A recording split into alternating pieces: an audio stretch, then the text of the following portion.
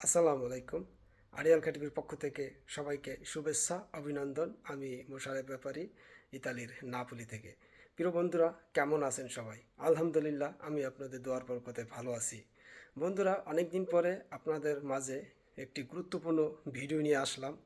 আজকের এই ভিডিওটি যার সম্মুখে যাবে অবশ্যই একটি শেয়ার দিয়ে সকলকে দেখার সুযোগ করে দিবেন। প্রিয় বন্ধুরা, জানেন যারা 2023-এ নলস্তা জমা করে এখনও যাদের পাসপোর্ট আটকা আছে, এখনও অনেকেই পাসপোর্ট পাচ্ছেন না। নলস্তায় ভিসা তো লাগছেই না, আপনাদের যে পাসপোর্ট সেই পাসপোর্টটিও আপনাদের দিতেছে না। বিগত সরকারের সময় আপনারা অনেক মানববন্ধন আন্দোলন সংগ্রাম করেছেন, তারপরও কোনো কাজ হয়নি। তাই এরই মাঝে কিছুদিন আগে 28শে আগস্ট একটা শান্তিপূর্ণ মানববন্ধন কর্মসূচি হওয়ার কথা ছিল।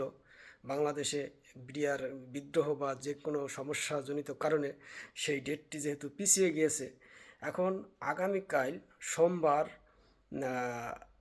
9 তারিখ সকালে বাংলাদেশ ইতালিয়ান দূতাবাসের সামনে শান্তিপূর্ণ মানববন্ধন কর্মসূচির আয়োজন করা হয়েছে।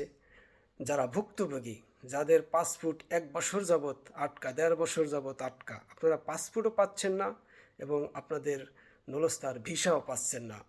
অনেক ভাই ক্ষতিগ্রস্ত সম্মুখীন হয়েছেন, কারণ যারা মিডল স্টেট থেকে এসে ভিসা পাসপোর্ট দিয়ে নলস্তা জমা করেছিলেন, তাদের সেই মিডল স্টের যে পারমিট ছিল সেটিও নষ্ট হয়ে গেছে, বাদ হয়ে গেছে।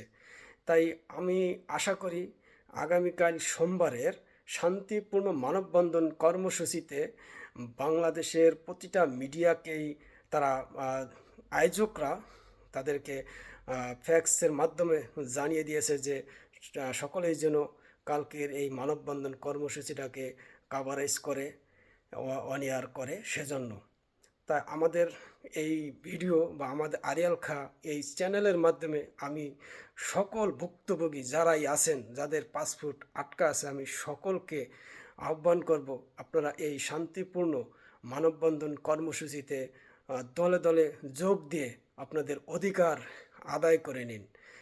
হয় আপনাদের ভিসা দিক, না হয় আপনাদের পাসপোর্ট ফেরত দিক। এটাই অনেকেরই চাওয়া, কারণ আমি বাংলাদেশে গিয়েছিলাম, তখন আমি দেখেছি তাদের চোখে মুখে কত চিন্তার ভাস।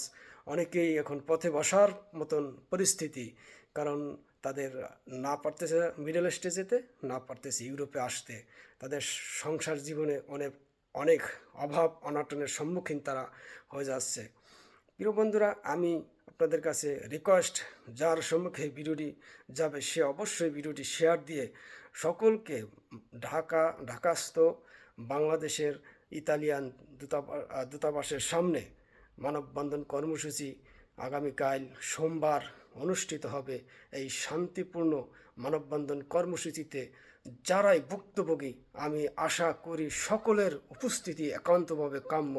আপনারা উপস্থিত হয়ে আপনাদের দাবি দেওয়া, বাংলাদেশে যেহেতু এখন সরকার নেই, অন্তর্বর্তী সরকারের যে প্রধান উপদেষ্টা আছে তার দৃষ্টিগোচর করুন। সে একজন জ্ঞানী, সম্মানী, তার কথায় বহির্বিশ্বে অনেক দাম আছে।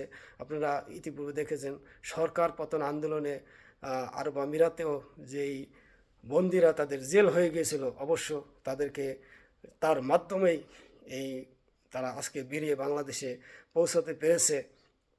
আশা করি সকলেই এই ভিডিওটা শেয়ার দিবেন, সকলকে দেখার সুযোগ করে দিবেন। আল্লাহ হাফেজ, আসসালামু আলাইকুম।